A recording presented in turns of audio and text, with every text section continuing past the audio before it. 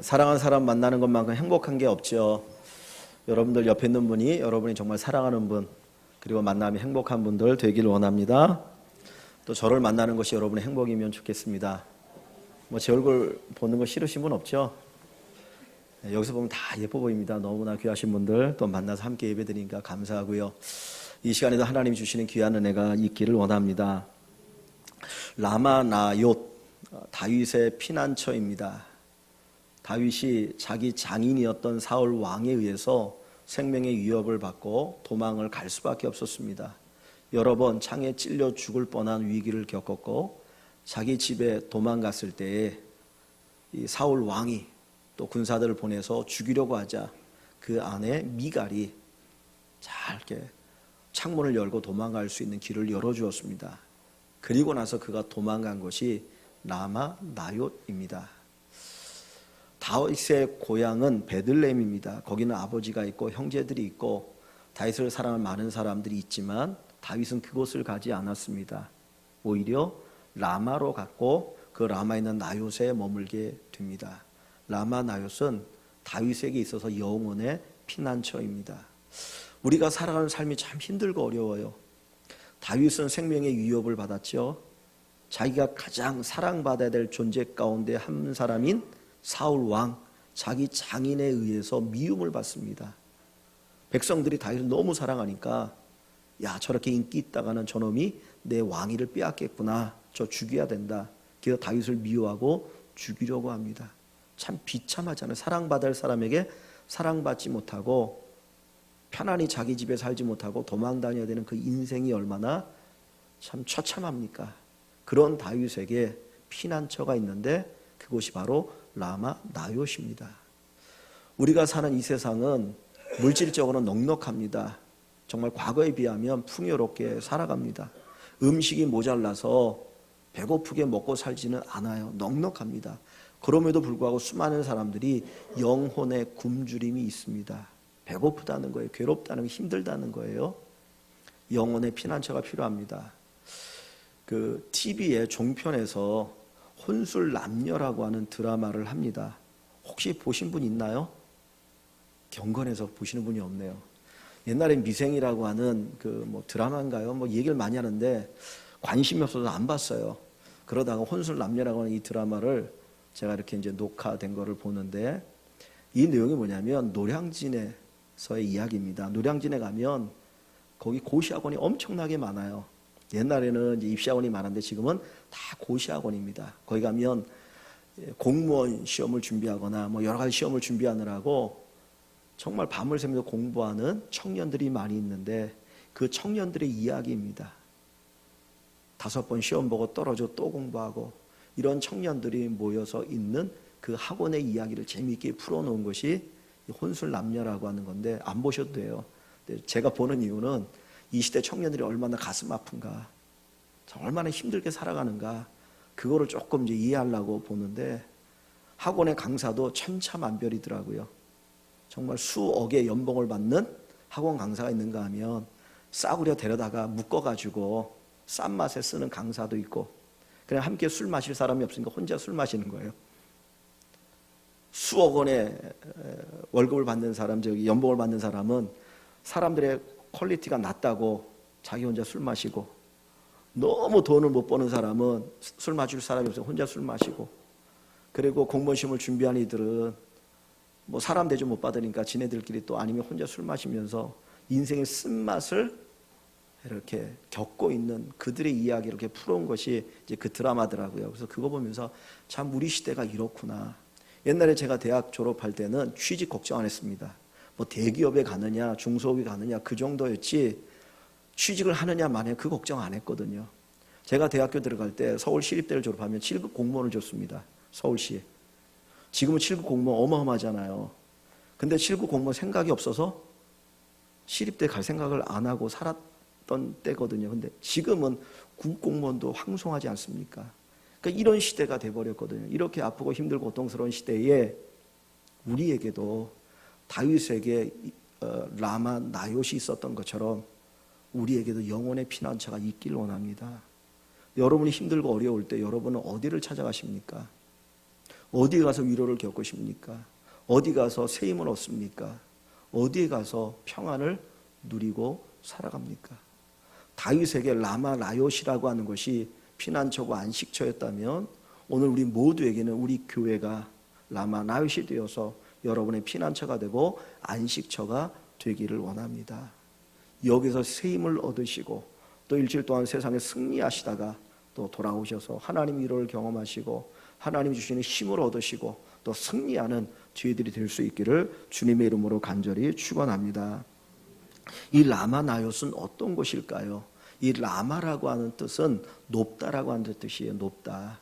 그리고 나요스는 주거지입니다. 그러니까 높은 곳에 있는 도시가 라마고 그곳에 어느 한 곳에 주거지가 있어요.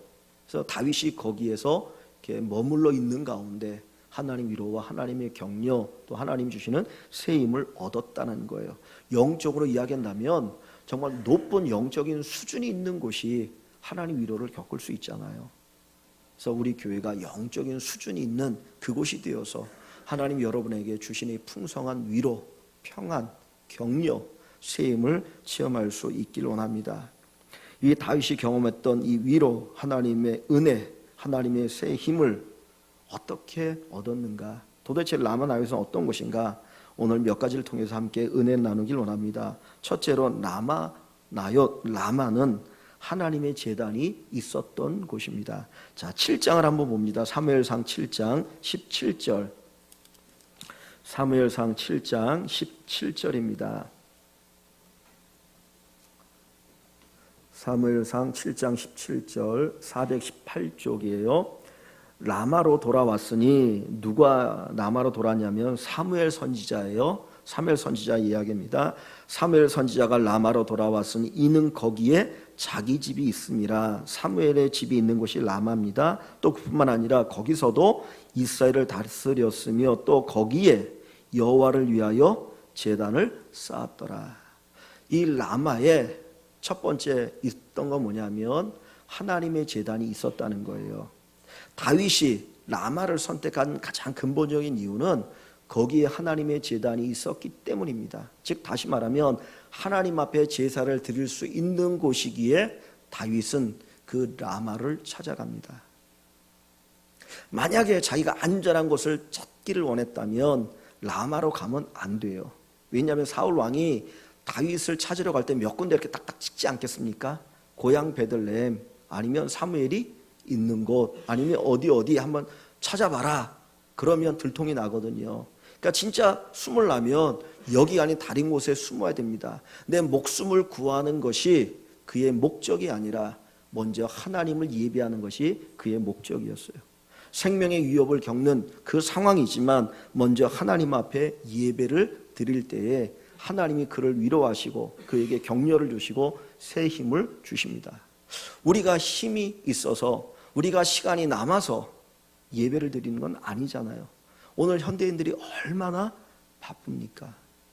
제가 이런 이야기를 해서 죄송한데 예전에 곽선희 목사님이 압구정 소망교회에서 목회를 하실 때에 예배를 드리는데 저 뒤에서 거기는 워낙 크잖아요. 뒤에서 한 아이가 왔다 갔다 하더래요. 초등학생인데 목사님 그 눈에 거슬린 거예요. 그래서 설교하다가 되뜸 저 네 집 자식이냐고 큰 소리를 한번 외쳤답니다. 야단을 쳤다는 거예요. 근데 아무도 그거에 대해서 이러쿵저러쿵 하는 사람이 없었다는 거예요. 만약에 오늘 제가 우리 교회에서 누가 아이가 왔다 갔다 하는데 저 네 집 자식입니까? 가는 수도 못한다 그러면 상처받을까요? 안 받을까요? 받겠죠. 근데 거기 상처받은 사람이 없다는 거예요. 근데 그 이유 가운데 하나 뭐냐면 압구정동에 사는 사람들이고 돈 많은 사람들이고 시간이 바쁜 사람들이잖아요. 근데 시간 내어서 하나님 예배 드리러 왔는데 예배를 방해하니까 그 소리 들어도 당연하다 생각했다는 거예요. 하여튼 제가 학교 다닐 때 들었던 얘기예요. 뭐 그럴 수도 있고 아닐 수 있는데 근데 중요한 건 뭐냐면 우리가 예배를 드릴 때에 얼마나 간절함이 있는가. 이 다윗이 그 라마에 가서 하나님 앞에 제단을 쌓고 아침 저녁 예배를 드릴 때 얼마나 간절했을까요? 생명의 위협을 겪고 있는 상황 속에서 먼저 하나님 앞에 엎드려 예배하는 거잖아요. 하나님, 내가 왜 이런 고난을 당해야 됩니까? 내가 왜 이런 아픔을 겪어야 됩니까? 너무 힘듭니다. 하나님 도와주세요. 그런 마음 속에서 그가 예배를 드리지 않았겠습니까? 오늘 우리 예배를 한번 생각해 보면 좋겠어요. 하나님 예배 가운데 우리를 위로하시고 예배 가운데 우리에게 새 힘을 주시는데 우리는 얼마나 간절한 마음으로 예배를 드리고 있습니까? 이삭이라고 하는 목사님이 있어요. 그분은 이제 본명이 이삭은 아닌데 북한에 이게 선교하시는 분입니다. 그래서 모퉁이돌 선교회라고 있는데 그분이 80년대에 저 구소련에 가서 예배를 드리는데 그 지하교회 비밀 예배 장소에서 예배를 드리는데 함께 참여했답니다. 근데 예배가 시작되기 전인데 성도들이 계속 눈물을 흘리고 있고요. 예배가 시작된 눈물을 흘리고 몇 살 안 되지만 찬양대가 찬양을 하는데도 예배를 눈물을 흘리고 설교 중에 눈물을 흘리고 예배 끝난데도 눈물을 계속 흘렸다. 그래서 왜 이렇게 눈물을 흘리나? 그래서 예배 다 끝난 다음에 물어봤답니다. 아니 도대체 왜 이렇게 눈물을 흘리느냐? 그랬더니 그분들이 하는 이야기가 이 예배가 마지막일지 모르기 때문에 그렇습니다. 언제 잡혀갈지 모르는 거예요. 예배드리다가.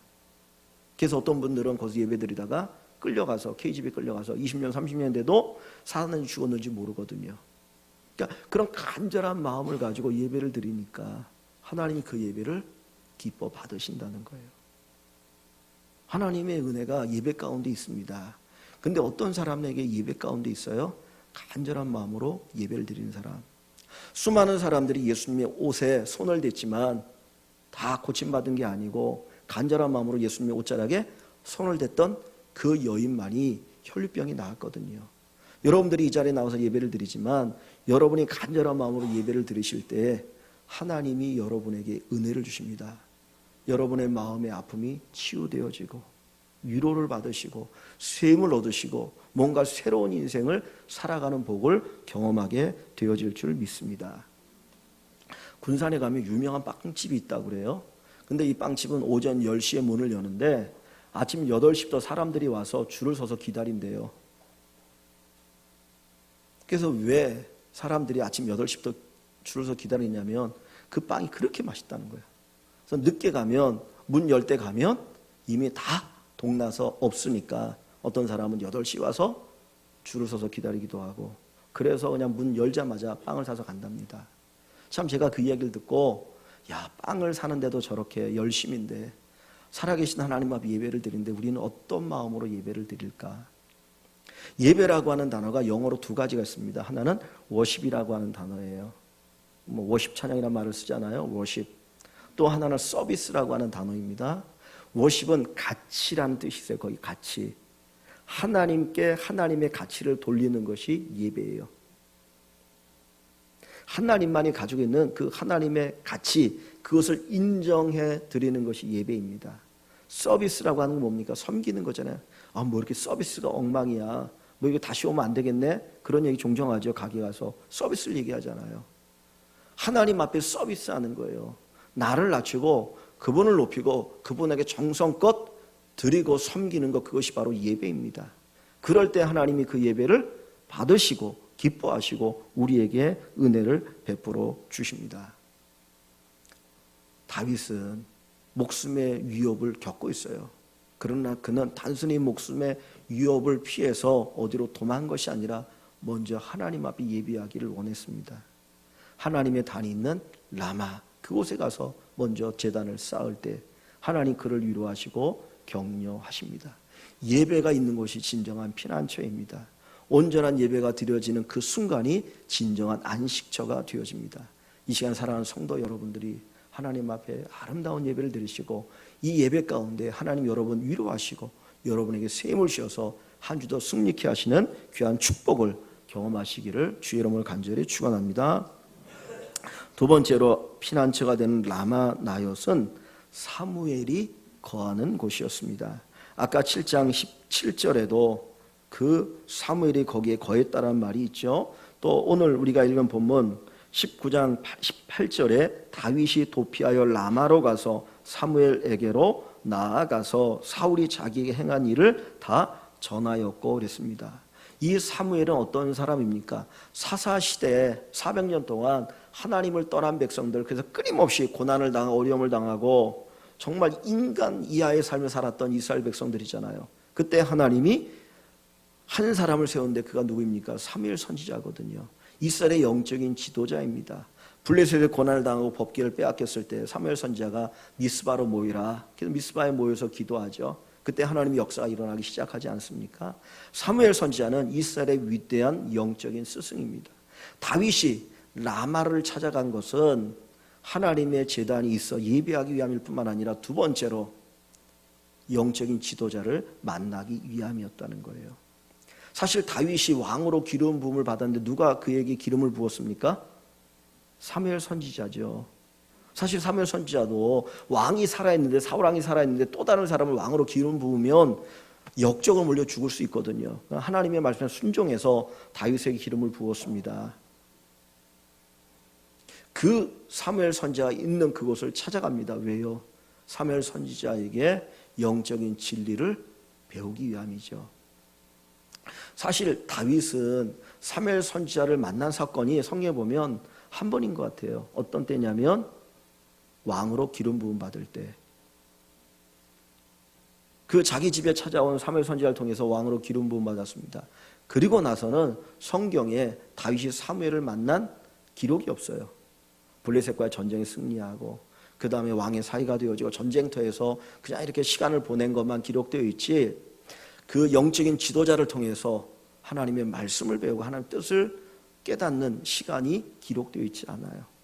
그러면 이 다윗은 이 라마로 가서 뭐를 배우는 겁니까? 사무엘을 만나서 단순히 자기 이야기 한탄만 하는 것이 아니라 사무엘을 통해서 하나님의 뜻과 하나님의 진리를 배우게 되어지는 겁니다. 우리가 이 세상을 바라볼 때 정말 힘들고 어려운 것들 많아요. 이해가 안 되는 거 많아요. 그러나 우리가 영적인 진리를 깨닫게 되어지면 그 속에서 새로운 눈으로 바라보게 됩니다. 단순히 연민에 빠져서 내가 제일 불쌍한 것처럼 여겨졌던 그 인생인데, 아, 그게 아니었구나. 하나님 나를 사랑하지 않아서 내가 이런 연단을 당하는 게 아니고 여기에도 하나님의 사랑이 있구나 하는 것을 깨닫게 되어집니다. 로마서 8장 너무나 귀하고 소중한 말씀들인데 여러분 8장 말씀을 한번 많이 읽어보십시오. 거기 보면 뒷부분에 뭐라고 말합니까? 그 어떤 것도 우리를 하나님의 사랑에서 끊을 수 없다 그랬어요. 내가 힘들고 어려우면 하나님 나를 사랑하지 않는 것처럼 느껴질 수 있잖아요. 다윗도 마찬가지거든요. 근데 진리의 말씀을 배움으로, 아, 하나님이 나를 사랑하시는구나. 하나님 나를 사랑하시는구나. 하나님 나를 왕으로 세우고자 하는 목적이 있구나. 그 부분들을 깨달아 알지 않겠습니까? 모든 것이 합력하여 선을 이루느니라. 내가 지금 생명의 위협을 겪고 도망다니는 이 신세, 한탄스러운 신세이지만 이것도 합력하여 선을 이루시는 하나님의 놀라운 뜻이 있구나. 그것을 깨닫게 되어집니다. 그게 위로가 아닙니까? 사실 세상이 바뀌고 변화되는 거 중요하지만 내가 바뀌고 변화되는 거 더 중요할 수 있어요. 내 의식이 바뀌면 세상이 달라 보입니다. 내가 진리의 말씀을 무장하면 우리는 다른 인생을 살아갈 수 있고요. 똑같은 상황 속에도 힘을 얻고 당당하게 살아갈 수 있고 내가 제일 행복하다라고 이야기할 수 있어요. 그런데 아무리 좋은 것 가지고 살아도 진리의 은혜가 나를 사로잡지 않으면 자기가 제일 불쌍한 것 같아요. 하나님의 진리가 있는 곳이 바로 거기가 안식처입니다. 거기가 피난처가 되어집니다. 영적인 진리를 깊이 체험하는 우리 교회가 되어지고 여러분들 되어지길 원합니다. 주님 말씀하죠. 진리를 알지니 진리가 너희를 자유케 하리라. 진리가 너희를 자유케 하리라. 비진리에 묶여 살아가는 사람들이 가득하다는 거예요. 진리가 우리를 자유케 합니다. 여러분, 하나님의 진리를 여러분들이 배우시면 여러분들을 새롭게 할 줄 믿습니다. 우리 교회 안에 영적인 지도자가 많기를 원해요. 우리 또 부목사님이나 전사님이나 또는 장로님, 우리 권사님, 집사님들이 사무엘 같은 영적인 지도자들이 되어서 우리 다음 세대들에게, 우리 후배들에게 이 진리를 가르쳐줘야 됩니다. 이 진리에 대한 계승이 있어야 돼요. 그래야 우리 아이들이, 우리 다음 세대 젊은이들이 참된 진리를 배우고 깨닫고, 야, 뭐가 중요한지 알고 뭐가 가치 있는 건지 알고 어떻게 살아야 되는 것이 소중한 건지를 깨달을 수 있거든요. 근데 오늘 이 시대에 스승이 없잖아요. 교회 안에 스승이 사라진 시대가 되었잖아요. 우리 교회가 정말 영적인 스승이 많은 교회가 되어서 누구든지 이곳에 들어오면 하나님의 진리를 배우고 그 가운데 자유함을 얻고 또 위로를 얻고 격려를 받고 수임을 얻는 귀한 축복이 있기를 주의 이름으로 간절히 축원합니다.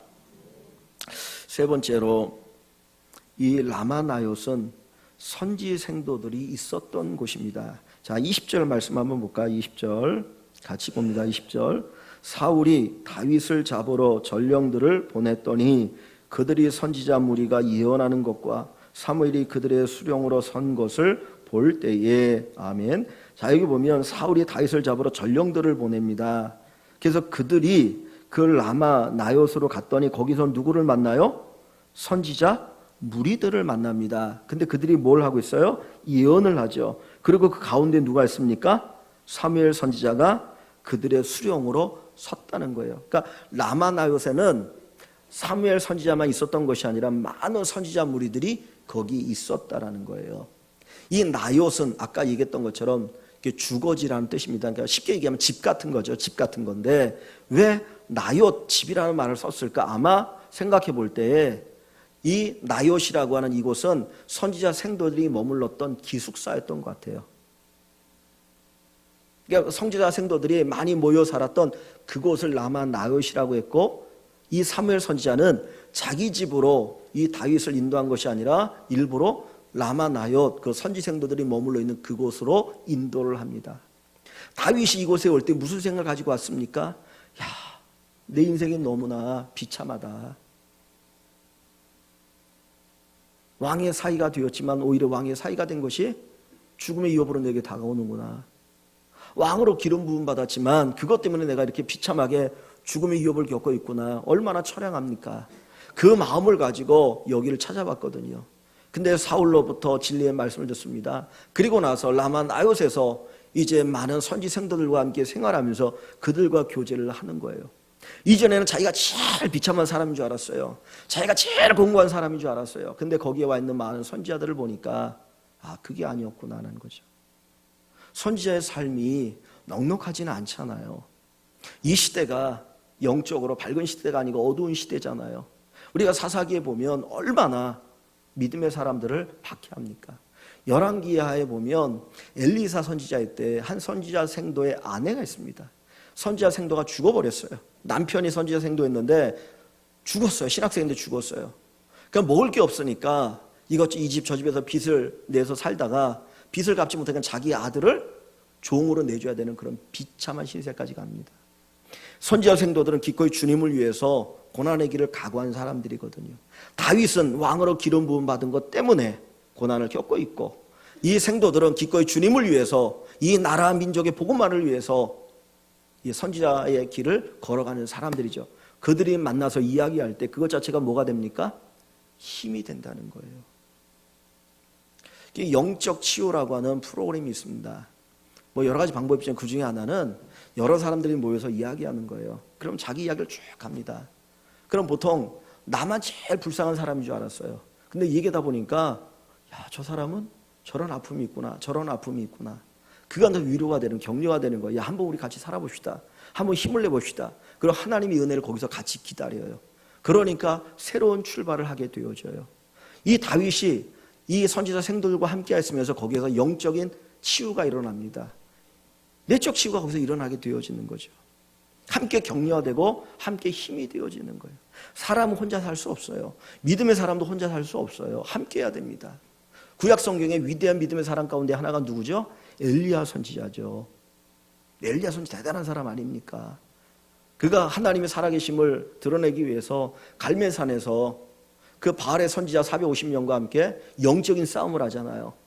제단을 쌓아놓고 자기가 부르는 신이 하늘에서 불을 내려서 그 제물을 태우면 그분이 참신이다. 한번 해보자. 바알의 선지자들 450명이 하루 종일 외칩니다. 소리를 지고 뭐 꽹가리를 울리고 그러면서 바알이여 바알이여 외쳐도 아무런 응답이 없어요. 자기 몸을 찢어서 자해하고 피를 흘린다. 아무 응답이 없어요. 엘리야가 조롱합니다. 그리고 나서 해가 어두웠을 때 단을 쌓고 소를 잡고 거기에다가 그냥 물을 12 큰 뭐라고 합니까? 드럼 같은 걸 그냥 갖다 부어버렸어요. 물이 철철철 흐릅니다. 아무리 햇볕이 뜨거워도 탈 수가 없어요.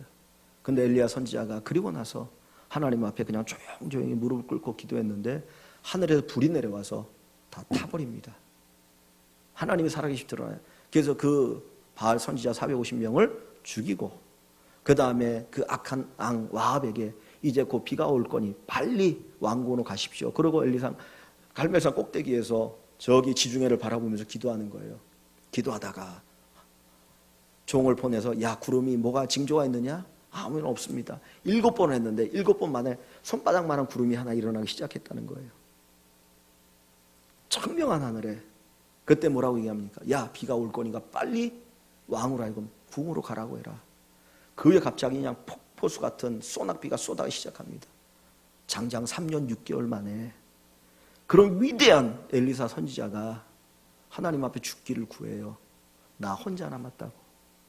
이 이스라엘 땅에 하나님을 경외하는 사람 나 혼자밖에 없습니다. 저 아베 안에 이세벨이 나를 죽이려고 하는데 나 죽여주십시오. 그때 하나님 하신 말씀이 뭔지 아세요? 바알에게 무릎 꿇지 않은 몇 명을 남겨두었다고요? 7,000명이 있다는 거예요.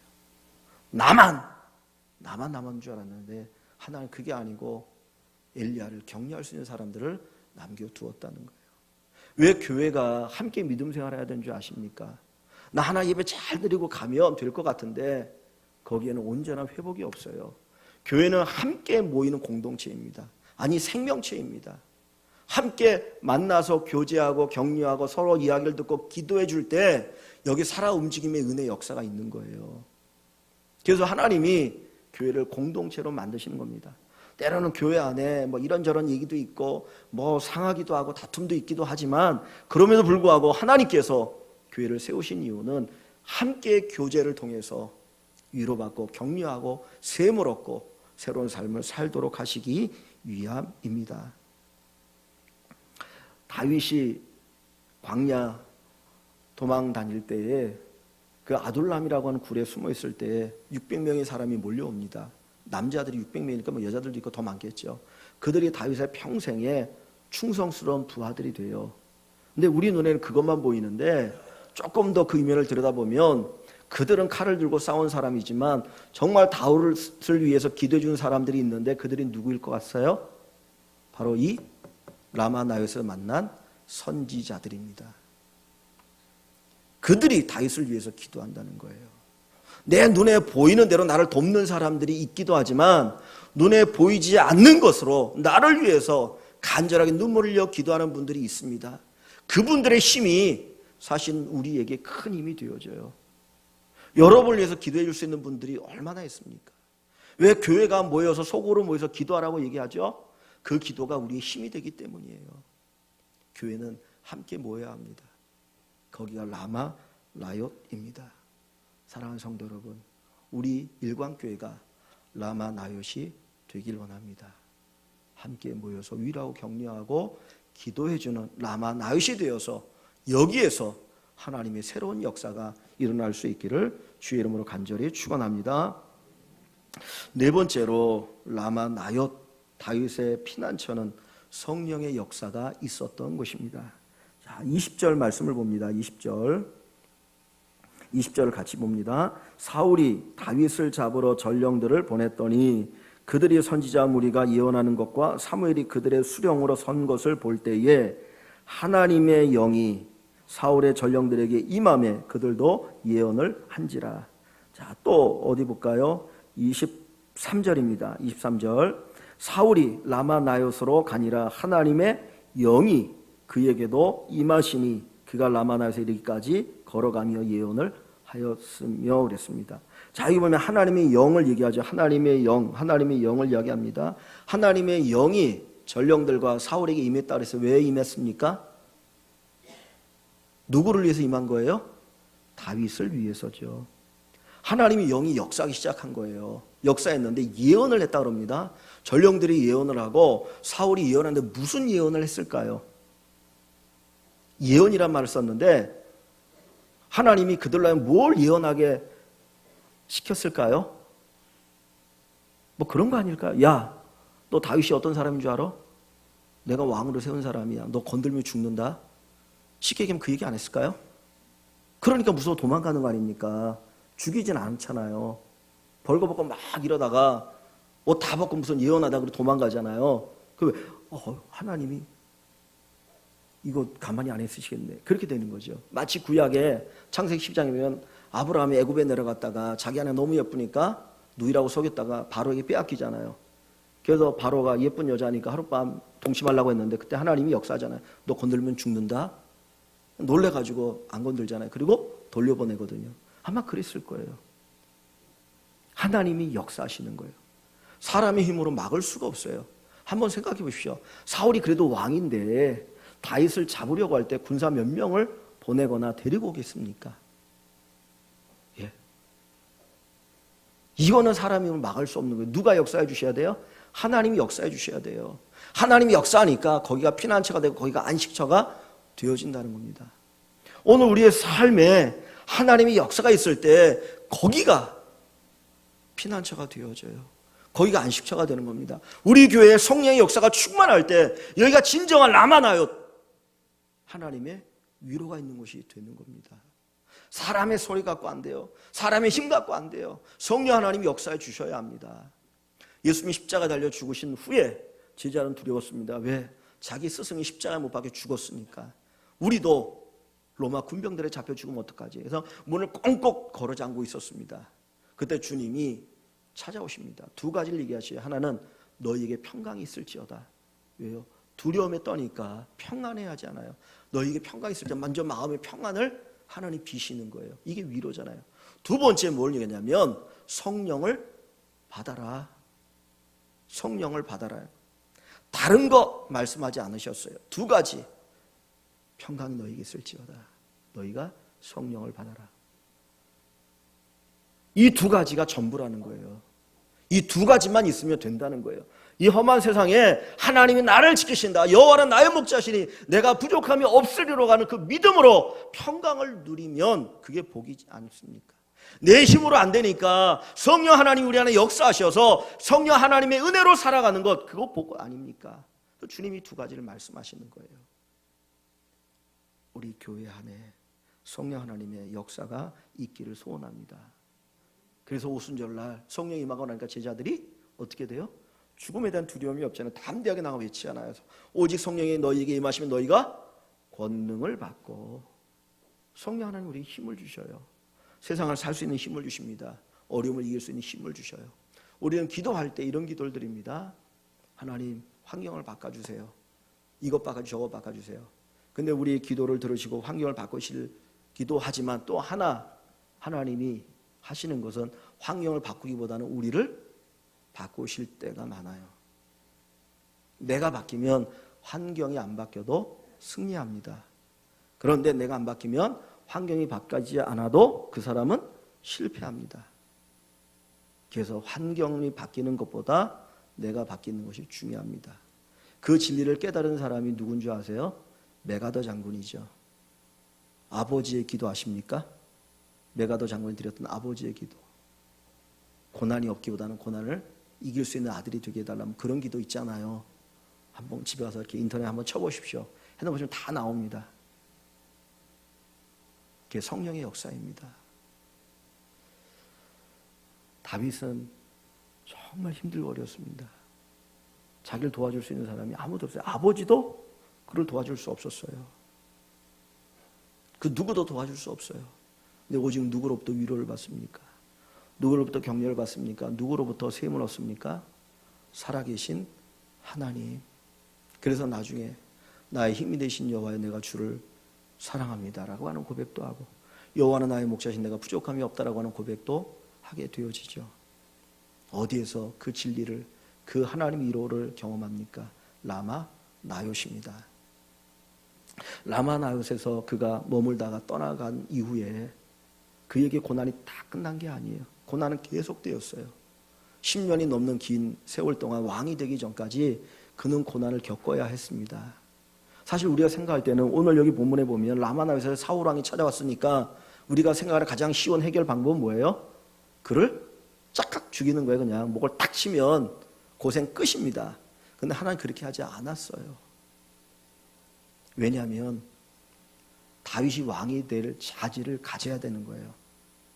그러니까 왕으로 기름을 부었지만 아직 다윗은 어려서 왕이 될 만한 자질이 준비되어 있지 않아요. 그래서 그 왕의 자질을 준비하는 기간이 10년이 넘는 겁니다. 그 광야에서 훈련을 받는 겁니다. 그 훈련을 이길 수 있는 힘을 어디에서 얻었어요? 라마 나요셋에서 얻었어요.